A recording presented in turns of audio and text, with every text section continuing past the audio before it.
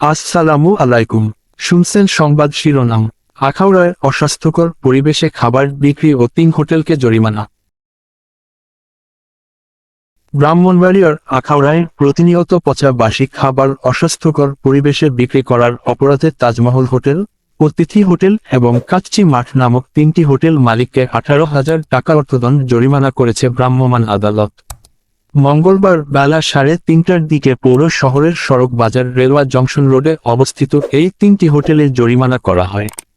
ভ্রাম্যমাণ আদালত পরিচালনাকারী সরকারি কমিশনার, ভূমি ও এক্সিকিউটিভ ম্যাজিস্ট্রেট মোহাম্মদ ফয়সাল উদ্দিন জানান, পৌর শহরের সড়ক বাজার রেলওয়ে জংশন রোডে অবস্থিত হোটেলগুলোতে ভ্রাম্যমাণ আদালত পরিচালনা করা হয়।